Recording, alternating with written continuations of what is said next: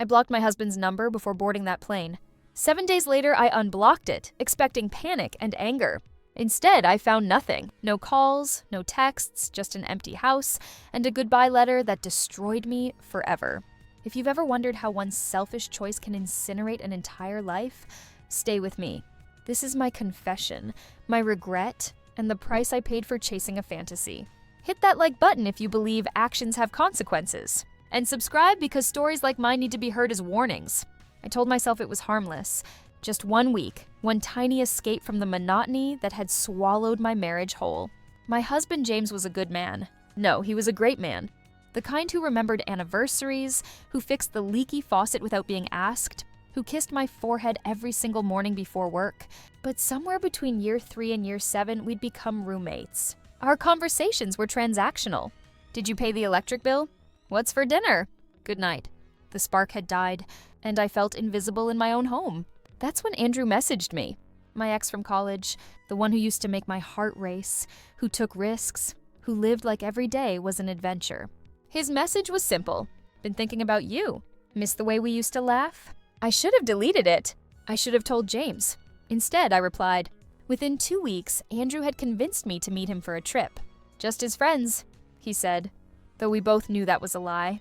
A beach resort, 7 days, no responsibilities, no routine, just freedom. I created an elaborate story for James. I told him my friend Betty was going through a terrible breakup and needed me. That Sandra, Barbara, and Susan were all coming along to support her. That we'd be at a cabin upstate with no cell service. James believed every word because he trusted me. That trust felt like a knife I was willingly twisting into his back, but I ignored the feeling. I was too intoxicated by the promise of feeling alive again. The night before I left, James made my favorite dinner. Pasta carbonara with extra parmesan, just the way I liked it. He'd even bought wine and lit candles. "I'll miss you," he said, reaching across the table to hold my hand. His thumb traced circles on my palm. A gesture so familiar it usually comforted me. That night, it made me nauseous with guilt. "It's just a week," I said, forcing a smile. "I know, but the house feels empty without you." His brown eyes were so sincere, so full of love, I no longer felt I deserved it. That's when I made the worst decision of my life. I told myself that to fully enjoy this trip, to fully disconnect and feel free, I needed to eliminate all distractions, all guilt, all reminders of reality. So before I boarded that plane, I blocked James's number. My finger hovered over his contact for almost a minute. My heart was hammered, but then I thought about Andrew waiting for me, about 7 days of laughter and excitement, and I pressed block. The resort was paradise. White sand beaches, turquoise water, a room with a balcony overlooking the ocean. Andrew was everything James wasn't. Spontaneous, unpredictable, dangerous in the most thrilling way. We stayed up until 3 in the morning drinking cocktails by the pool.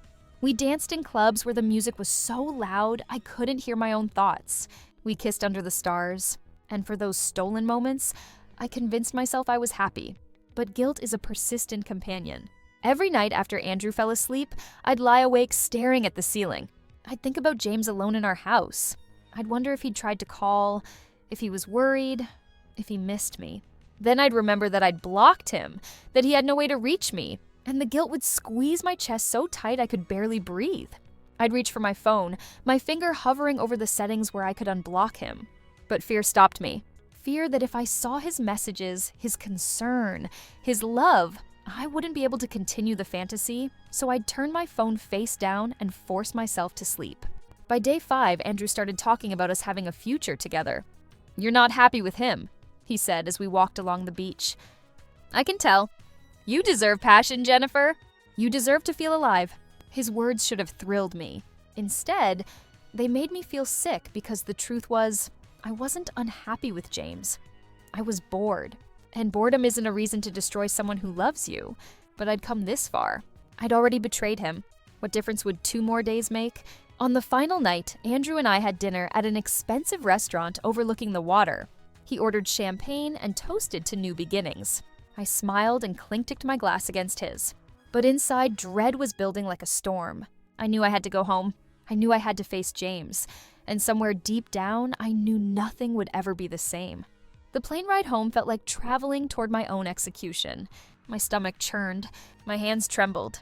I kept replaying how I'd explain everything, how I'd apologize, how I'd beg for forgiveness. An hour before landing, I finally unblocked James's number. I expected an avalanche.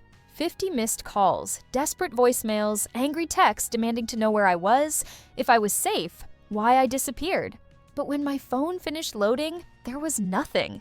Not a single call, not a single text, not even a hope you're having fun with the girls. My blood turned to ice. I tried to rationalize it. Maybe he'd been busy with work. Maybe he'd assumed I really was out of service. Maybe he was giving me space because he trusted me. But a voice in the back of my mind whispered the truth I didn't want to hear. Maybe he knew.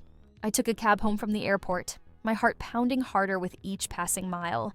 When the driver pulled up to our house, I noticed James's truck wasn't in the driveway. That was strange. It was Saturday. He should have been home.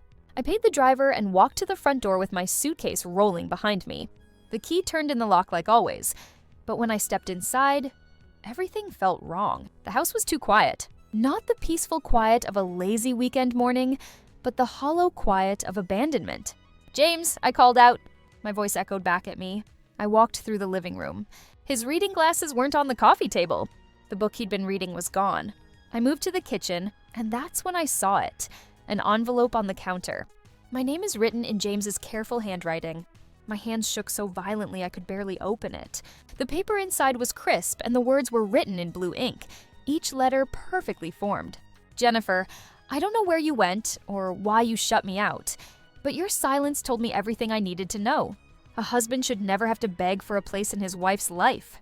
I waited. I was worried. I called your friends. Betty, Sandra, Barbara, Susan. None of them knew about any trip. None of them had heard from you. That's when I understood. I deserve more than being blocked out of your world. I deserve more than lies. I deserve more than wondering if my wife is alive or dead because she couldn't be bothered to answer her husband. By the time you read this, I'll be gone. I won't wait for explanations anymore. I won't let you make me feel small for wanting basic respect. Goodbye, Jennifer. James." The letter slipped from my fingers and floated to the floor. My knees buckled and I collapsed into a chair, my whole body shaking with sobs that came from somewhere deep and primal. He knew. He'd called my friends. He'd discovered my lie. And instead of screaming or confronting me, he'd simply left. I grabbed my phone and called him. It rang once, then went straight to voicemail. I called again. Same thing. I sent a text. "James, please let me explain. I'm so sorry. Please come home." The message showed as delivered, but no response came. I tried calling again and again. I left voicemails begging him to talk to me, promising I'd do anything to fix this. Nothing. Days turned into weeks. I called his office, but his assistant said he'd taken a leave of absence. I drove to his brother Paul's house, but Paul wouldn't even open the door. "He doesn't want to see you," Paul said through the crack. "Just leave him alone." I mailed letters to his parents' house in Pittsburgh, pouring my heart onto page after page. I explained everything, my loneliness, my mistake, my regret. I told him I'd end all contact with Andrew. I told him I loved him. I begged for another chance. None of the letters were returned, but none were answered either. It was like James had erased me from existence. Andrew tried to contact me afterward, calling and texting about when we'd see each other again. Each notification made me feel physically ill. I blocked his number and deleted every trace of him from my phone. The man I'd thought would make me feel alive had only helped me destroy the life I'd taken for granted. I'd go to work, come home, and sit in the empty house surrounded by reminders of James. His coffee mug still in the cabinet, his favorite sweater I'd always borrowed hanging in the closet, photos of us on the walls. Both of us smiling, both of us happy in a time that now felt like a distant dream. My friend Susan finally confronted me. "Everyone's asking about you and James. What's going on?" I couldn't tell her the truth. I couldn't admit that I'd thrown away my marriage for a week of meaningless excitement. So I gave her the sanitized version. We grew apart. It happens. But late at night, alone in our bed, now just my bed, the truth haunted me. I hadn't just broken James's trust. I'd broken him. 4 months after I returned from that trip, divorce papers arrived via courier. They were clinical, professional, without a trace of emotion, no angry accusations, no demands for explanations, just legal language terminating our marriage. There was a sticky note on the front page in James's handwriting. "Sign and return. Let's make this quick and clean." Even in divorce, he was kind. He listed everything as mutual separation. He wasn't asking for alimony or trying to take anything that wasn't his. He just wanted out. I signed the papers with tears streaming down my face, each stroke of the pen feeling like I was signing away my own soul. Sometimes late at night, I still scroll through old photos of us. James kissing me at our wedding. James laughing at one of my terrible jokes. James holding me after my father died, promising he'd never leave me. I broke that promise for him. I left first emotionally, and he did what I never had the courage to do. He chose himself. I learned too late that love isn't about excitement or passion or adventure. Those things are beautiful, but they're not the foundation.